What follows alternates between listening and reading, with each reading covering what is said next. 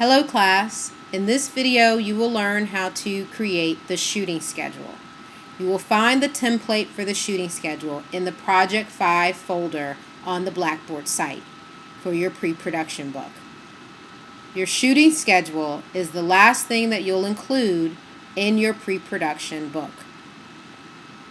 You'll find the template when you scroll down to the bottom of the folder and you see shooting schedule. Shooting schedule is the last thing that you do. So you have already marked up your script. You have already created your breakdown sheets.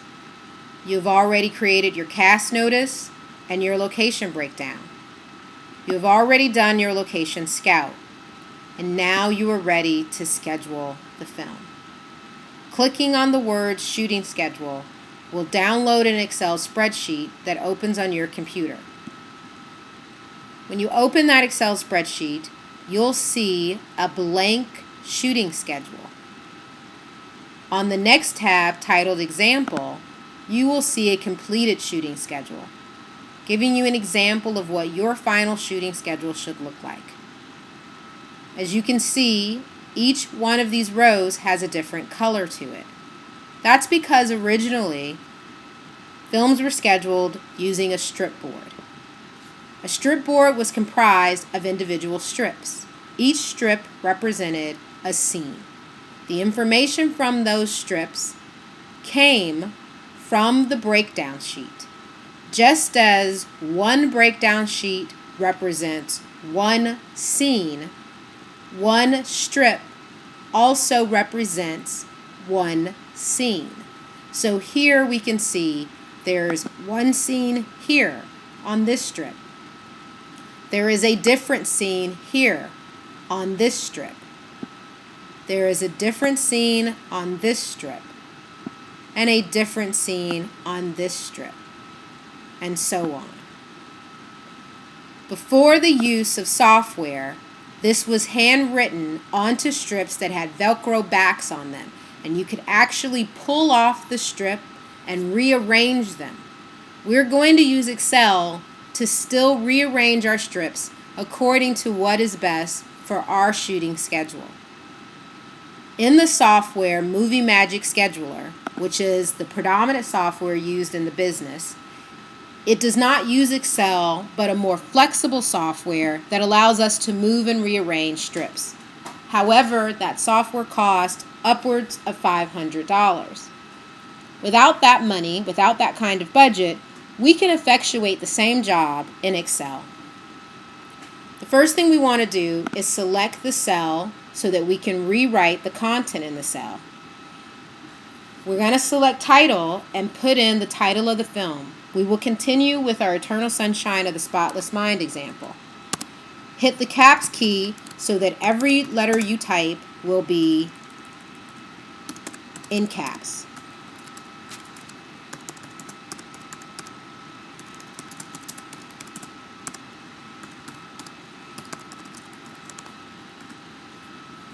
When we have a cell that is small and cuts off some of the text, we can make it larger by selecting the row height from the row area in Excel. This is the row area in Excel, and this is the column area in Excel. When I hover my mouse between two rows, I get a cross with two arrows pointing up and down. This means that when I click and drag, I can change the height of that row and allow the cells to fit properly. I'm going to now fill in how many weeks. On a feature film, there can be as many as 20 weeks that are being shot. There can be as many as 30 weeks that are being shot because a feature film shoots over the course of about 5 to 6 months.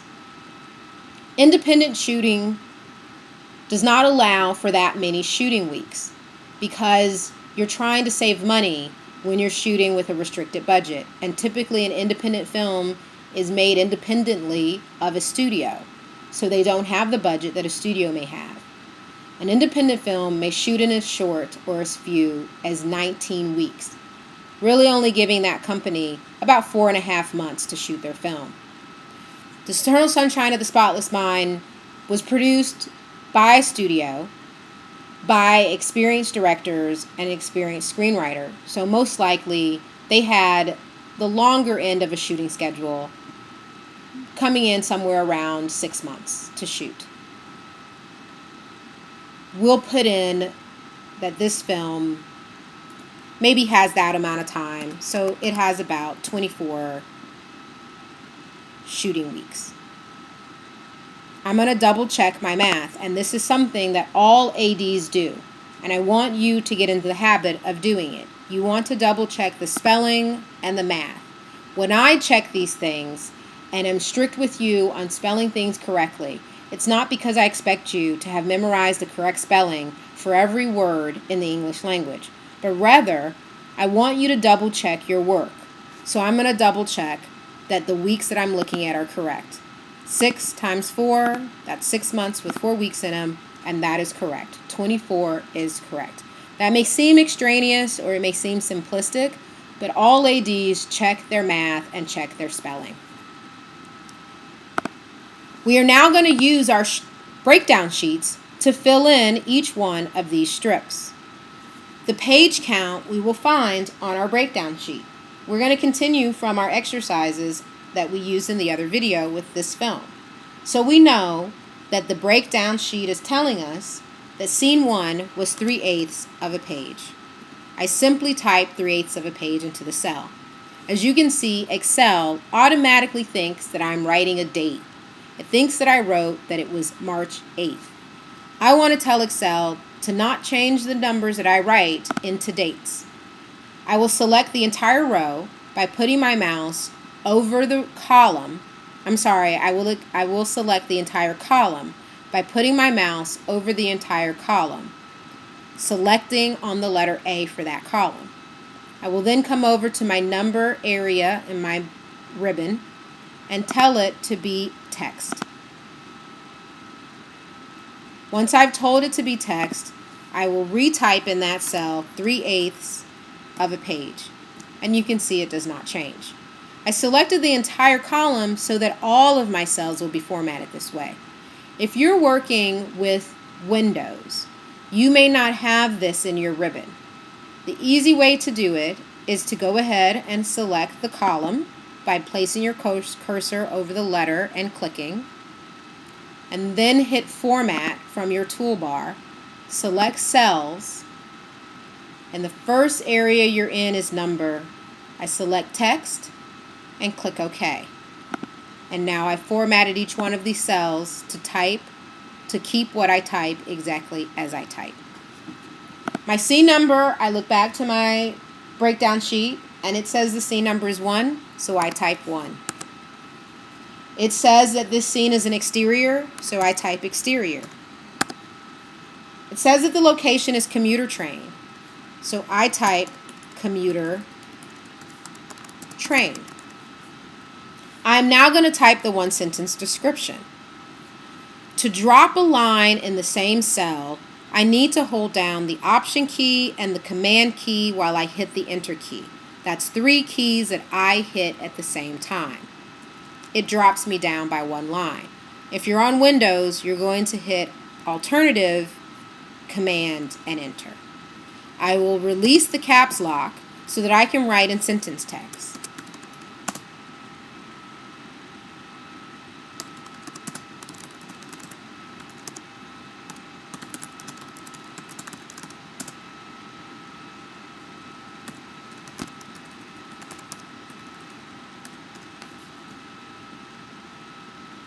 That's a 1-sentence summary of what happens in that scene.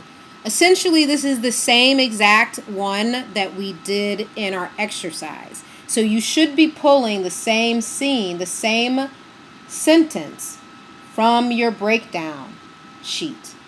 Whatever you wrote as the sentence description on your breakdown sheet is the exact same sentence you write now. This same sentence will also be written on your call sheets. It will follow this scene throughout the entirety of the production. We hit the Tab key to move into the next cell, We look at our breakdown sheet. It says that this scene is day, and so I type day. The character number, again, on our breakdown sheet, we gave each one of our characters a number. Remember, our numbering order was that our main character would start out with the number 1, and our secondary character, number 2. Next important character is number 3, and so on. Joel Barish is the character in this scene, and he is the main character. He has the character number 1. Our extras were the business commuters. So we put in, or our atmosphere were the business commuters. So we put in business commuters. You can see how the S has wrapped around to the next line. The same way I resized my row is the same way I will resize my column, by hovering the mouse at the top of the columns area until I get the cross. I hold the click button down and drag. And now I've given myself enough space to have commuters remain together as a word. I return to that cell and hold the Option and Command key and hit return so that I can drop to the next line. In parentheses, I write how many business commuters I want on the set. So we may want as many as 15. I enter that number and hit tab. You'll see I have to resize my row. A quick way to resize the row, as we saw before, we can drag, we can click and drag, but we can also double click. And that allows the row to automatically fit the most amount of text that's present. I now give my script page number, and that's going to be page number 1. Again, all of that information came from my breakdown sheet. Now I need to decide what color this strip is going to be. I have added to the breakdown sheet the strip color. This is not something that's on every breakdown sheet that's used in the industry, because typically ADs learn how to be an AD through the apprenticeship process. They don't learn from a textbook. Instead, they learn by helping and assisting the AD that's on that particular job as a key PA. The more they work on different jobs as a key PA, they move up to being a second AD. Again, they are able to watch the first AD and see how the first AD does her job. The more he watches how she does her job, the more he learns. He learns by watching that day exteriors are created as a strip color yellow. Night exteriors are green, day interiors are white, and night interiors are blue. ADs come to the point of memorizing this. Because you are learning this in a classroom setting, I have added a key to your breakdown sheet which shows you what the colors of each strip should be. So look at the top of your breakdown sheet, on top of the boxes, where the boxes are that have the character and the extras and the stunts, you will see a key. And there it tells you that day exterior is the strip color yellow. So we're going to select all the cells in this strip. And then we're going to come up here in our highlight, our fill color option, and select the color we want by clicking the arrow for the drop-down menu. I come down and select yellow for a day exterior. And now my strip has the correct color. We're done with this strip. We're ready to make our next strip. So we're going to also move on to our next breakdown sheet. So we pull out breakdown sheet number 2 and continue. The scene for breakdown number 2 is going to be scene 2. And its page count is 1/8 of a page. Its scene number is 2. Its exterior. It is at the Montauk train station. I write the location exactly as it's written on my breakdown sheet. And that is exactly as it was written on my script. I then hold the Option and Command key and hit enter. I release the caps lock so that I can now write in sentence case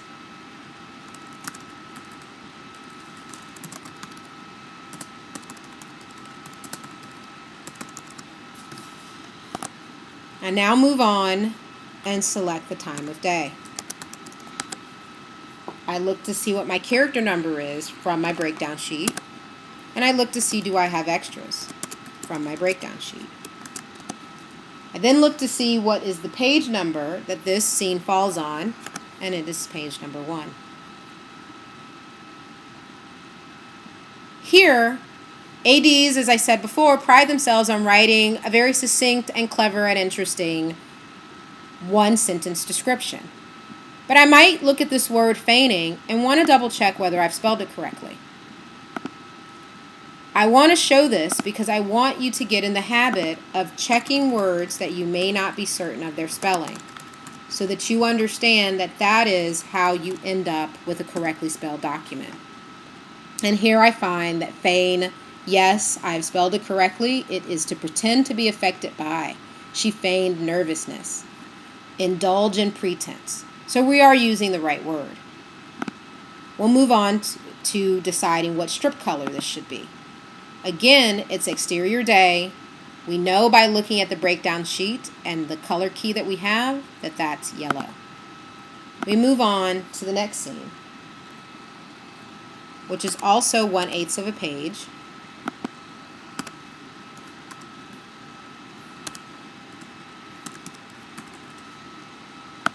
I can see that the alignment is not the same. I want all of my numbers to align properly.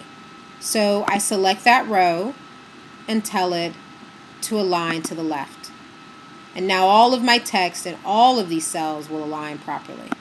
This allows me that when I get to this strip, I don't have to redo the alignment. We continue on with the strip. Again, I hit the Option key, the Command key, and Enter.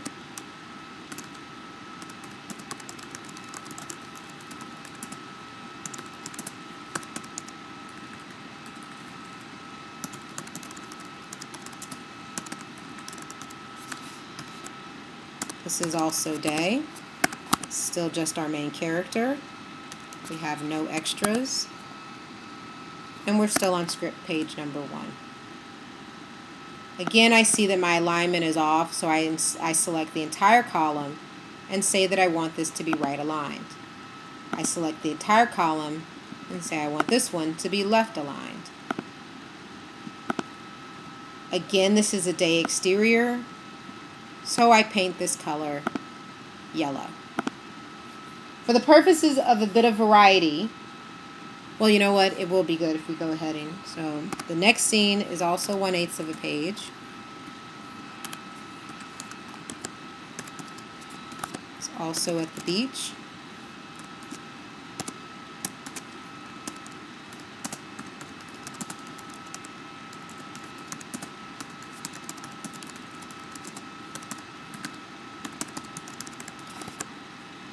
It's also day. Also just my one character. No extras.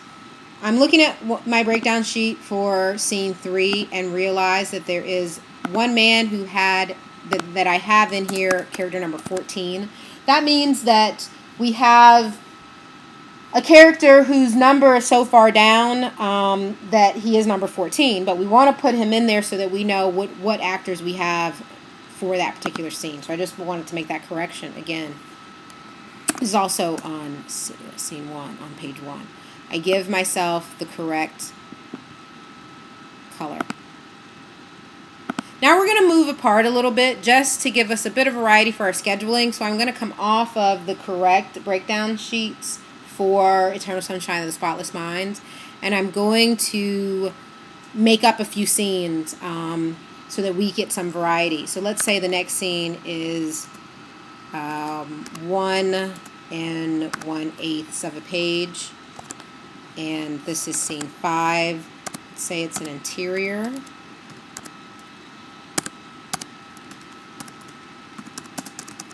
So again, I'm completely making this part up, but I'm doing it so that we get some variety.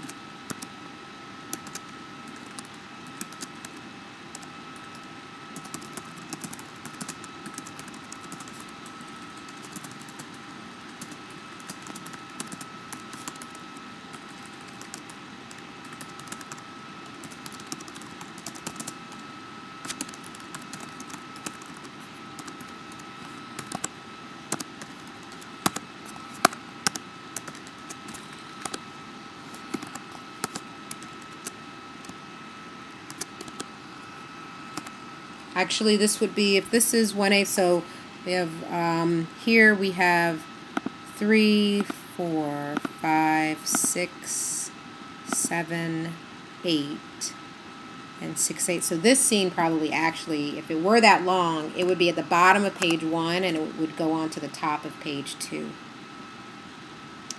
I'm going to skip the company move and explain that in a few minutes. Essentially, we just keep going with our breakdown sheets and fill in everything until we have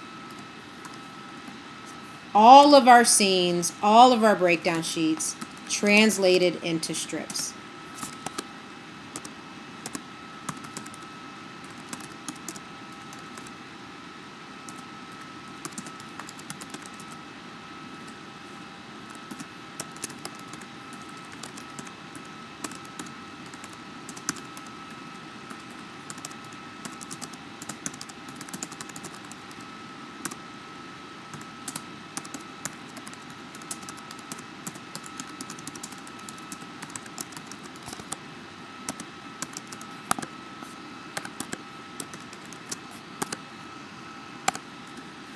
And we can see that this font is too large. I can change that easily by simply selecting the cell and coming up to the top and correcting the font size. I'm going to come back because I forgot to do the color for this strip. It's an interior night, so that's the color blue.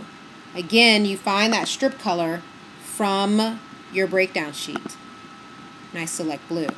This is an interior day, and interior days are white, so we leave the strip color as it is.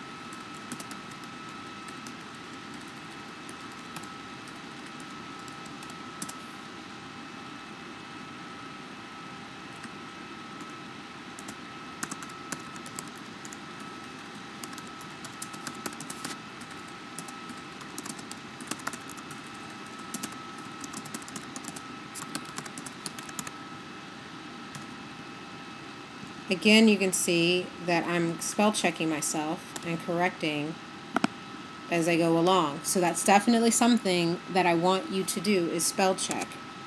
Even after you complete your work, you can reread it and spell check.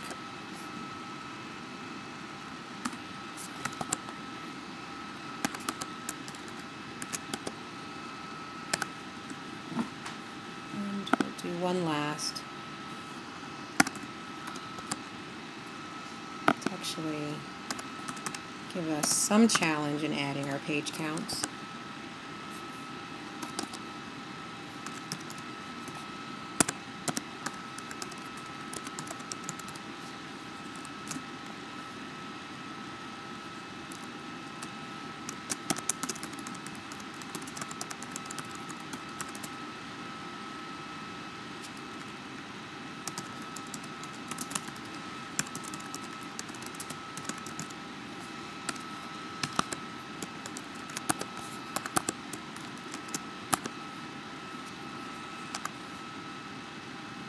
Oh, we are no longer on page 2, because if this particular scene is 3 1/8 of a page, and if it begins, if these two scenes, this is 4/8 and 6, so this is a total of 6/8, and so we need 2 more eighths of this, finish out page 2, and then if it's 3 pages, it's going to start on page 2, it goes to page 3, covers page 4, there may be some of it that is on page 5.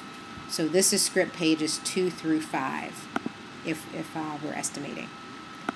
So if we pretend that we have now completed entering in all of the strips for all of the scenes in our production, we are now ready to organize our shooting schedule. If we were to shoot in order, then we would shoot our commuter train, then we'd shoot our Montauk station, go to the beach, shoot those scenes, go to Joel's apartment, shoot those scenes, go to Clementine's, apartment and shoot the kitchen, Clementine's kitchen, and then we'd go back to Joel's apartment and shoot the bathroom, even though we aren't in the same space. In fact, this should probably, if Joel is sleeping, this is more accurately termed his bedroom. But the bedroom and the bathroom may be in the same place. We may be shooting at an actual location. So in our apartment, the address that we're shooting at, we'd leave one address, go to a different address, only to return back to that same address. Well, that would be a lot of a waste of time. If we do the same thing as we move to the beach, again, we have that same waste of time going on. So we want to actually organize our strips so that we will shoot all of one particular location at one time. That's called clearing a location. We want to clear a location at once so that we don't have continuity issues. We don't heighten the moments or the probability of having greater continuity. We do that by shooting all things in one scene at one time, and then we clear that location. An example of the kinds of things that can happen if we leave one location and return to it is we may shoot in Joel's bedroom, and Joel may be wearing a red shirt that he's sleeping in. In this script, when he brushes his teeth, that is the next day. Here is the night, here's the very next day. And the very next day, if we come back and shoot that, and he's now wearing a blue shirt, we now do not have correct continuity. By staying in the same location, the script supervisor, whose job it is to make sure that there is continuity throughout the entire film, works with the head of each department, and each department also oversees the continuity. So the wardrobe department is looking at what shirt he's wearing. The hair and makeup is making sure that the length of Joel's hair is the same, that it didn't grow or shorten to an odd length or an unreasonable or unrealistic length overnight. The same thing is being done by the cameraman, that he is shooting with the same image quality from one scene to the next. In one particular location, he's going to shoot that all with a certain look. And if he were to shoot in that location on one day, return to that location several days later, or maybe even several weeks later, despite how strong notes he may have taken, he will come back to that set and still have a larger margin for error than one would want to have absolutely correct continuity. So our AD does everyone a favor by scheduling all the scenes in one location at the same time. Once we have all our strips, and we're going to correct the color of this strip, it is a day exterior, so it is yellow. And these are night days. These are interior days, so they're white. Once we have all of the strips for our scene, so in one film, you may have as many as 21 scenes, you may have 45 scenes. That means you are going to have 45 strips. And now you're going to organize those 45 strips so that you're clearing the location of all the scenes in that one location. You're shooting them all at the same time. We don't want to go to Joel's bedroom, go to Clementine's kitchen, return back to the same address, but shoot in Joel's bathroom, and then come back to the beach that we actually were at several days earlier. If this is all in the same day, we're looking at losing a lot of hours by driving and moving the company from one place to the next and on to the next. So instead, we're going to sort all this. To do that, we select the entire range of cells. We're coming back out here in Excel to our rows and our columns and selecting the square between them. This says select everything. Then we click on the data ribbon and select the drop-down menu for sorting and custom sort. We want to sort location first. As we said, we want to clear our location. So we need to know what column the sets are in. When we look at our Excel spreadsheet, we can see that commuter train, Montauk train station, beach, Joel's bedroom, Clementine's bedroom, and so on are all in column D. So we want to sort according to column D. We want to also take other factors into consideration. You don't want to shoot a night scene and then be done for the day, because the next scene in your shooting schedule is a day scene. You're now wasting hours that you could be shooting other night scenes at that time. Also, you don't want to shoot a day scene and then your next scene in your shooting schedule is night, so you wait about 3 or 4 hours until night falls. This is a fantastic way of paying people to sit around. Instead, you want to maximize all the hours that you've paid for someone on your set. Also, with your actors, you don't want to schedule an actor to shoot a scene and then they don't have another scene that they shoot for another 3 to 5 hours. Again, you're paying for someone to sit. So we want to clear all of our locations at once. We want to clear all of our times of day and our interiors and exteriors at once. We want to clear all our actors at once. So we want to add sorting directions. We do that by saying add, hitting the plus key, add a sort level. So we now want to sort according to our interior exteriors. We can see that our interior exteriors are all in the C column. So we now want to sort according to C. We also want to sort according to day-night. We can see that all our day-night is falling in column E. So we sort according to column E. And lastly, remember, we don't want actors sitting around between their scenes. So we sort again, we add another level, and all of our actors are in the F column. So we select that we want to sort according to F. Because F has a numeric value, it's going to say that it wants to sort through smallest to largest. That works for us and is the advantage of giving our characters numbers. Because now we don't have to worry about sorting alphabetical order that Joel comes later in the alphabet. Instead, Joel will always come first in our sorting because we gave him the character number 1. We now say OK. You can see that we've got a lot of things rearranged. Most of what we have rearranged is good. What we don't like is that our end of day is put on top. We want to go back and put our title on top. To do that, this is equivalent to taking each one of those strips that's on a Velcro and moving it with our Velcro. But working in the Excel software, we're going to use our right-click function. In Mac, that's Control and click. You hold the Control button and you click at the same time. We're going to cut this row. We know that the row is set up to be cut because there's dotted lines around the row. We will scroll back to where we want it to be, which we want it to be the first row. So we Control click in the first row and say Insert Cut Cells. Everything we're doing is over here in our rows area. We want to resize it. We can double click so that it automatically sizes it correctly. We also want to move our week of. So we Control click out in the row section and say cut this row. We're now going to say where we want to insert it. We want it to be row number 2, the second row. So over the number 2 in the row section, we Control click and hit Insert Cut Cells. We also want to take our days, which I didn't talk about, but it's the same as the weeks. We know how many days a week we're shooting, so we're going to cut that day. Again, this is at the top of every schedule. We want to know at the top of every schedule which day we're on in the production. So we'll insert our cut scenes. Most productions shoot on a 6-day week, so this is day 1 of 6. Yes, that means that most productions are shooting on a weekend.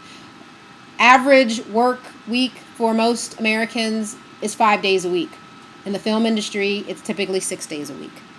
The reason why we call it 6 days as opposed to saying Monday through Friday is because one location may say that you can begin shooting with them on Wednesday, but you can't shoot with them on Monday or Tuesday. So your film production may begin on a Wednesday. You're going to shoot 6 days from Wednesday, and then you'll have your off day, your 7th day, which is an off day. That will end up being on a Tuesday. So we don't talk in weekend terms because weekends start to not mean anything for production companies for when you work on set. We want to move both of these rows, and we can do that easily by selecting here in the row column, clicking and dragging. I click here, I hold the clicker down and just drag, I release, and both of these are selected. I hit Control click again and I say cut. I want to move them to the end because I don't need them until the end. And I click and say Insert Cut Cells. Cutting moves them from one place and puts them into another place. So now I can see that I have beach and beach and beach, which is what I want. This isn't the chronological order of the scenes as they unfold in the film. This is my shooting order, so that I don't have to leave the beach and come back to the beach, but I can make sure that all my continuity is in order. You can also see that it's put our characters in order. So it shoots Clementine first and then shoots Joel and Joe's next scene. This means Joel does not have to come to work. The actor who plays Joel does not have to come to set at the same time that the actor who plays Clementine. This also means that Clementine can leave the beach set after shooting her scene because, as we can see, we don't have any more beach scenes with Clementine in them. We don't have any more scenes that say number 2. We also can call the old man who has the metal detector. We can call him in later in the day. He does not have to show up to work at the same time as Clementine. We don't need for him to stand around and us pay him to do nothing. Instead, we can have him come later because we see that his number 14 does not come up until later in the shooting schedule. Now, there are some other things we need to change and rearrange. Our company move has also not fallen where we want it to be. The company move is actually between moving from the beach to Clementine's kitchen.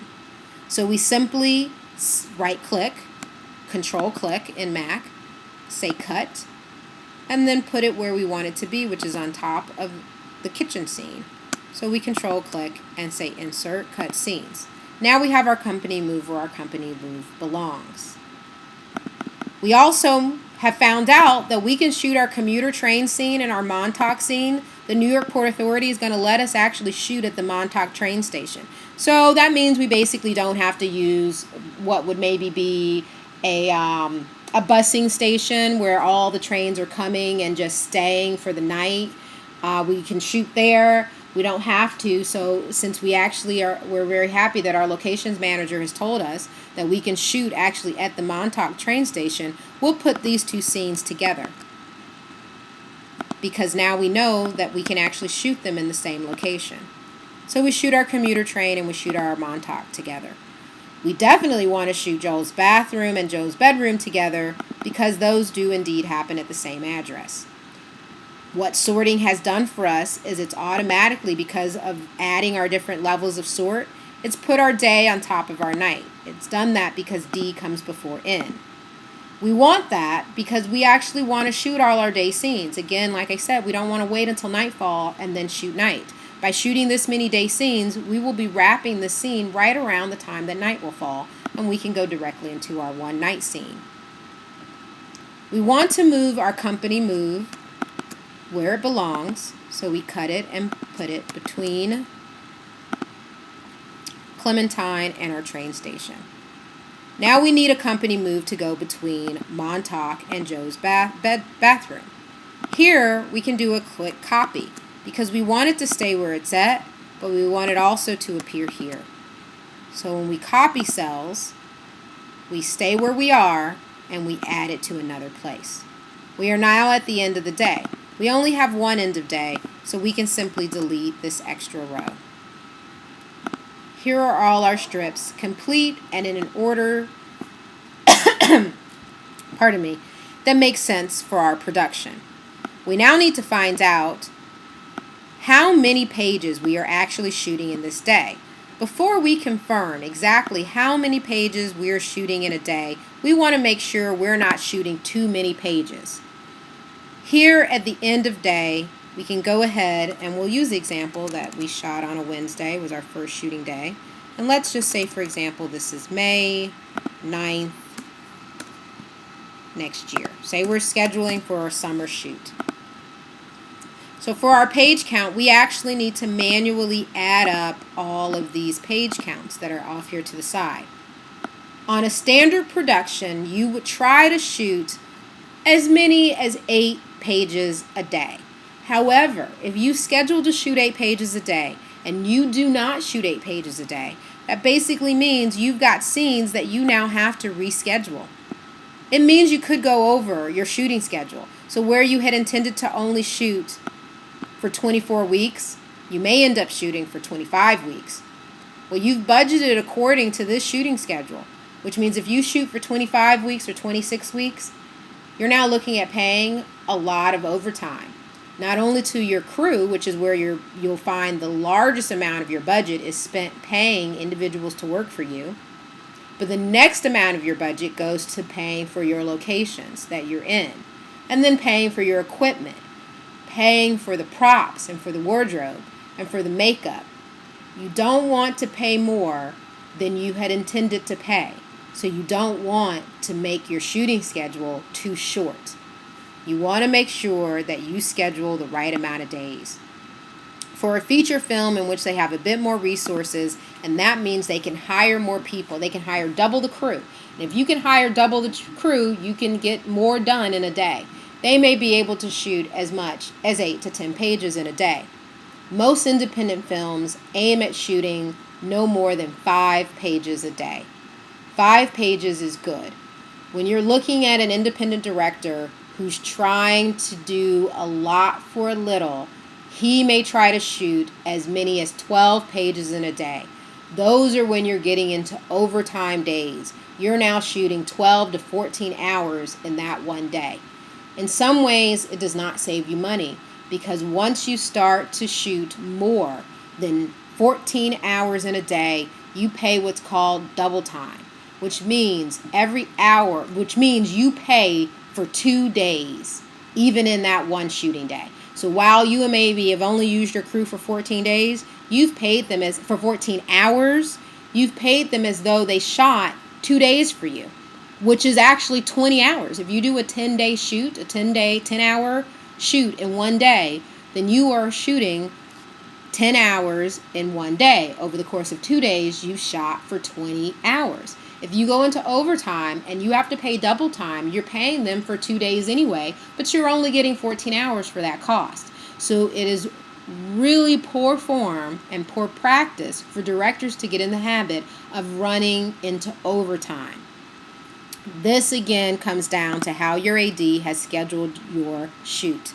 And in scheduling your shoot, if you make sure you've got a realistic page count, then you realistically know how many weeks it's going to take to shoot this script. A better way to bring down your cost is not to overestimate the amount of pages you can shoot in a day and to underestimate the amount of weeks you would need to shoot this script. It would be better to say, we're going to shoot 5 pages in a day, and we're going to try to stick to as small as perhaps a 19-week shooting schedule. If that means that we are not covering all the pages as we schedule it, then let's look at what scenes we can cut. How can we tell this story in a shorter amount of time, because our budget doesn't allow for shooting 120 pages in 19 weeks? That's smart producing, which ultimately allows us to make smart creative choices. So we may decide we will lose one scene, but the information from that scene we will creatively express in another scene in a different way. This allows in pre-production for you to make creative decisions that are the best creative decisions. So let's count our pages. We begin here where, this is actually a typo because I know that this scene is only 3/8 of a page. So we'll correct that. 3/8 of a page. So we simply add the way we add fractions. This is why you don't reduce. I said in the script breakdown lecture, you do not reduce your fractions, because when you add them, you need a common denominator. So if we had right here, if we had reduced 4/8 into 1/2, then we're looking at now adding an eighth, an eighth, an eighth. Bam, we've hit a half. We can't add that half. We now have to turn our half into 2/8. So we turn that into 4/8, and now we can keep adding. By having our common denominator, we can just add continuously.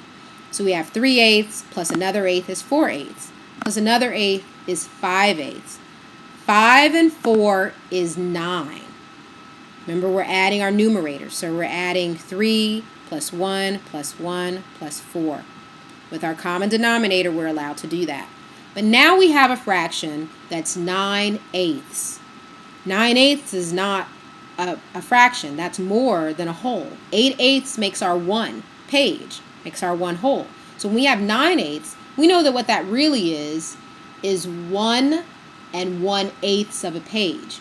We know that it's 1 1/8 of a page because when we subtract 9 minus 8, we end up with 1.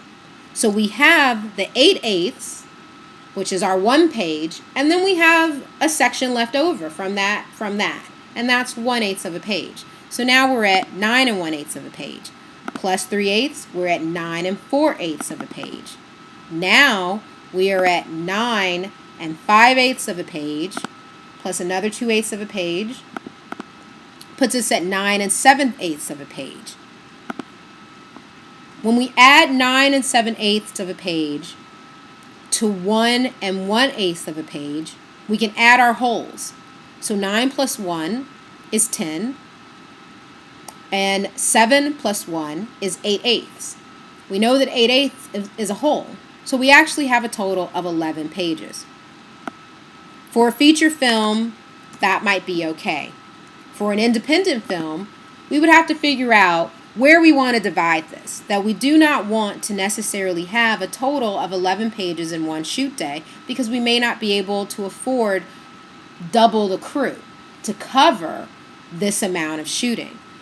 So instead, we're going to break up and make this 2 shooting days. We will copy our end of day and place it somewhere where we think we're ending up at about 5 pages. So we come back up and we re-add. 3/8 of a page plus 1/8 of a page is 4/8, 5/8, 9/8. We're now at 1 1/9. We're now at 1 page and an 1/8. Plus 3 more 1/8 is 1 1/4. Now we have 1 1/8. Actually, now I'm realizing that I added in my head. Again, I can't emphasize enough double checking your math, because now this is making me realize that we weren't at 9. We had not gotten to actually 11 pages. When we re-add, we can find where my error was.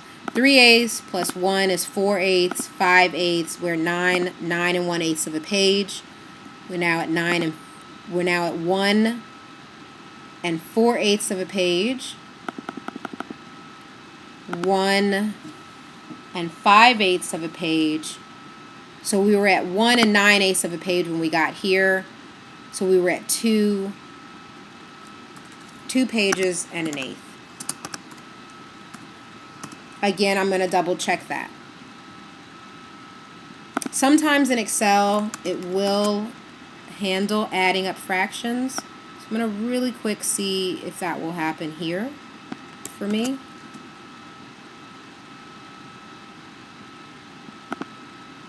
And no, it did not.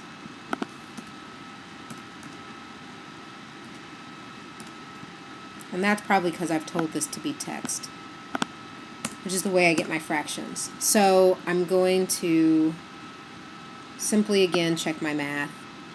We have 3/8 of a page plus 1/8 is 4, 5, 9 1/8 of a page. So I'm just going to write that out here. That here we are at 1 1/8.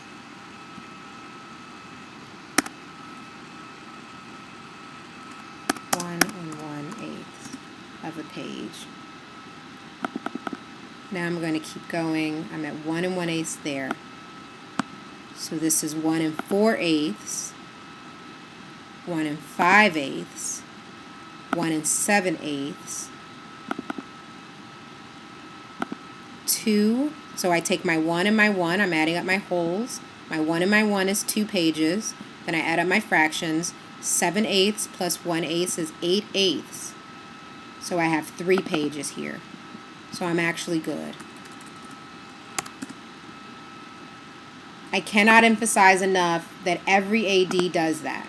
In fact, there's a lot of double checking when you're doing, sometimes when the AD is working in the same office as the production coordinator, she'll ask the production coordinator to double check.